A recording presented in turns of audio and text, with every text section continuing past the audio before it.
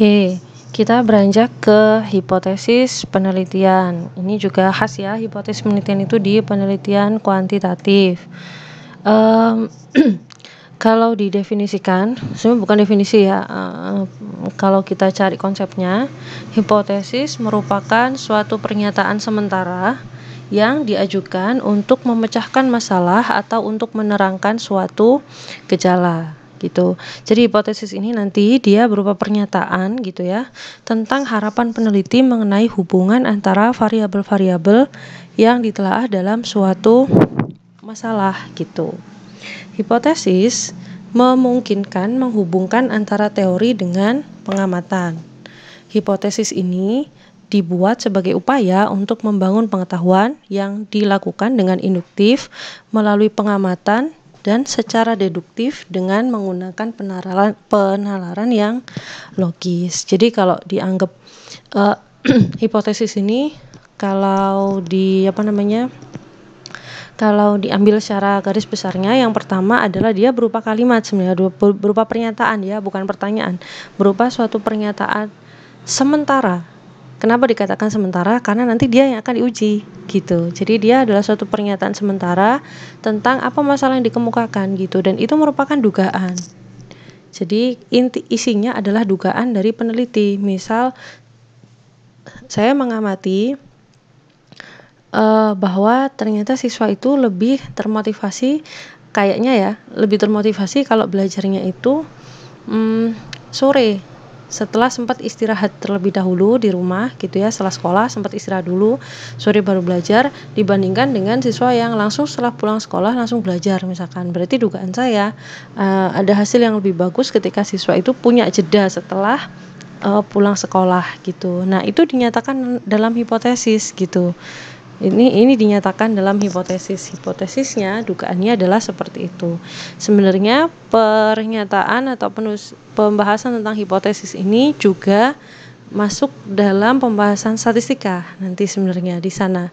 Jadi kalau Anda lihat di statistika itu ada banyak juga penjelasan tentang hipotesis penelitian.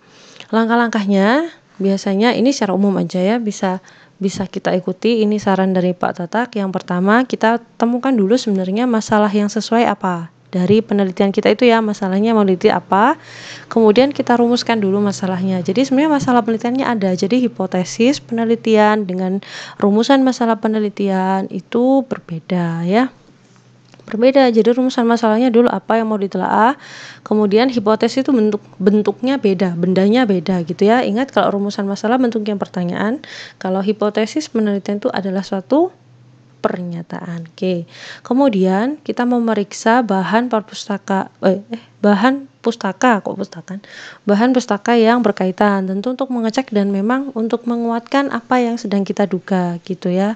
Kemudian baru kita susun hipotesisnya. Setelah itu kalau hipotesis sudah tersusun, ya baru kemudian kita bisa melaksanakan langkah penelitian kuantitatifnya, yaitu menguji hipotesis dalam penelitian, sehingga nanti akan diketahui apakah hipotesis yang tadinya kita bikin itu diterima atau ditolak. Artinya dugaannya kita tadi itu loh terbukti benar atau tidak, itu di situ. Kalau dalam bahasa statistika kita menggunakan istilah hipotesisnya itu diterima atau ditolak gitu ya.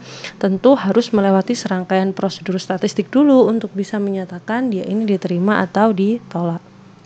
Nah, ada juga buku yang menambahkan jenis hipotesis, ada hipotesis induktif, ada juga hipotesis yang induktif.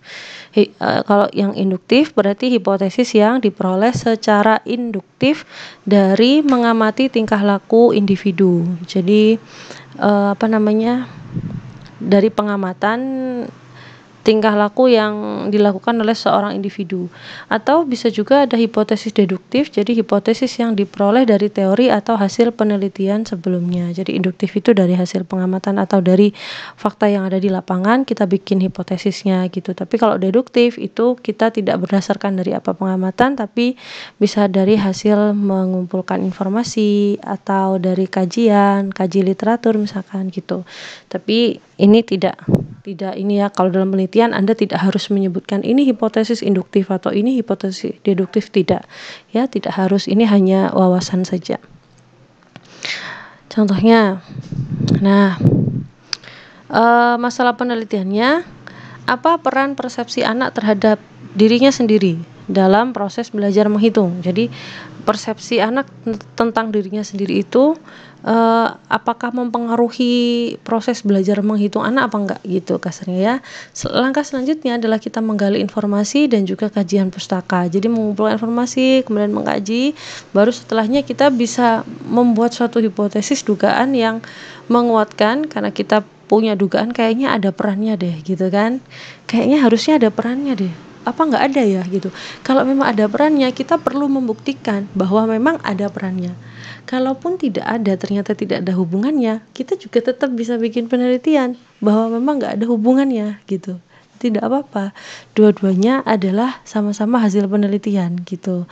Nah, hipotesis yang bisa kita bikin adalah ada hubungan positif antara persepsi anak tentang diri mereka sendiri dengan hasil belajar menghitung. Kalau ada hubungan positif berarti memang ada kaitannya gitu Kak. Hubungan positif itu berarti saling mendukung. Berarti kalau anak itu persepsi dirinya itu positif, dia itu bangga terhadap dirinya, dia itu tahu, percaya diri, dia punya keyakinan dirinya itu bisa dan seterusnya, mereka bisa belajar menghitung dengan lebih mudah atau hasilnya lebih bagus gitu. Kira-kira seperti itu dugaannya gitu ya. Jadi hipotesisnya dinyatakan dengan kalimat seperti ini ya. Ini masalah penelitian, ini hipotesisnya. Contoh yang kedua, apa pengaruh latihan terstruktur di rumah terhadap hasil belajar siswa inklusif? Inklusif itu dia berkebutuhan khusus gitu ya, istilahnya inklusif. Kita menggali informasi dan juga melakukan kajian pustaka. Selanjutnya hipotesisnya bisa kita bentuk. Siswa inklusi yang mendapat latihan terstruktur di rumah akan mendapatkan hasil belajar yang lebih tinggi dibandingkan anak inklusif yang tidak mendapat latihan terstruktur. Loh, beda ya, sangat beda. Kalau di sini apa pengaruh latihan terstruktur masalah penelitiannya? Sedangkan di hipotesis kita sudah menyatakan dugaan kita dengan sangat yakin, bukan sangat yakin. Dengan sangat jelas gitu ya, dengan sangat jelas kan menurut kita anak inklusi atau anak yang berkebutuhan khusus ya, inklusi aja yang menyebutnya, siswa inklusi kalau dia dapat latihan terstruktur di rumah, dia akan mendapatkan nilai hasil belajar yang lebih tinggi. Kalimat ketika kita menyatakan nilai hasil belajarnya lebih tinggi, itu artinya kita sudah menyatakan hipotesis gitu. Apa harus selalu seperti ini Bu bentuknya lebih tinggi, positif? Enggak. Kalau menurut Anda itu ternyata memang lebih rendah, ya nyatakan lebih rendah gitu, kasarnya begitu ya. Jadi hipotesis itu menyatakan dugaan kita yang kita duga, yang kita yakini gitu. Kira-kira seperti itu. Nanti menyatakannya lagi, hipotesisnya ada lanjutannya lagi. Hipotesis yang baik. Jadi kegunaan hipotesis itu antara lain ini, ada beberapa ini ya. Memberi dasar yang kuat bahwa peneliti telah memiliki cukup pengetahuan untuk melakukan penelitian di bidangnya. Betul, karena kalimat hipotesis itu menunjukkan seberapa yakin kita pada apa yang sedang kita teliti dan menunjukkan seberapa detail kita mencermati apa yang sedang ditelaah gitu. Memberi suatu pernyataan hubungan langsung yang dapat diuji dalam penelitian. Betul. Jadi sebenarnya dalam penelitian kalau kuantitatif itu kan memang pengujiannya dia menggunakan statistika ya. Maka kita harus bekerja sesuai dengan dasar runtutan dan struktur berpikir dalam statistika. Dan dalam statistika itu kita bekerjanya berdasarkan dari hipotesis apa yang dibuat. Jadi kalimat hipotesis itu nantinya yang akan mengarahkan kita pada pengujiannya. Memberi arah pengumpulan dan penafsiran data, ini juga ya fokus penelitian. Kemudian memberi petunjuk tentang prosedur yang harus dilakukan dan apa jenis datanya. Ini tadi ya, sama kayak yang saya sebutin sebelumnya. Memberikan kerangka untuk melaporkan simpulan suatu penelitian. Kasarnya kayak contoh yang ini tadi ya. Kalau contoh ini tadi kita ngomonginnya hubungan positif antara persepsi anak tentang diri dengan hasil belajar menghitung. Jadi kita fokus yang kita kumpulkan adalah persepsi anak, data-data tentang persepsi anak dan juga data-data hasil belajar. Dan kita akan fokus bagaimana melakukan analisis yang sesuai untuk menghubungkan antara persepsi dengan hasil belajar menghitung gitu. Jadi sudah fokus arahnya ke sana. Nah, ciri-ciri hipotesis yang baik itu dia punya daya pembeda yang baik. Daya pembeda itu apa? Nah, ini sebenarnya di statistika nanti ya. Menyatakan hubungan yang diharapkan ada di antara variabel-variabel. Ini hubungan yang diharapkan ada itu kayak gini ini tadi. Nah, ketika saya ngomong ini ada hubungan positif. Ini tadi ya, ada hubungan positif. Ini ini ada hubungan positif. Ini berarti kita sudah menyatakan hubungan antar variabelnya, ya kan? Antara persepsi dengan hasil belajar ini kan. Kemudian kalau di sini ini kita sudah menyatakan ini hasil belajar yang lebih tinggi dibandingkan. Nah, seperti itu sudah dinyatakan. Kira-kira seperti itu ya. Kira-kira seperti itu. Kemudian apalagi ini?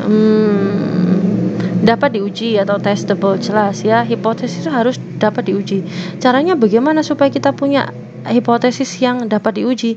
Maka kalimat hipotesisnya harus jelas dan benar. Nah, ini harus belajar benar ini di statistika gitu ya. Konsisten dengan pengetahuan yang sudah ada, dinyatakan sederhana dan seringkas mungkin. Ini juga ya secara umum semua penelitian begitu ya, sederhana dan seringkas mungkin gitu, dan konsisten.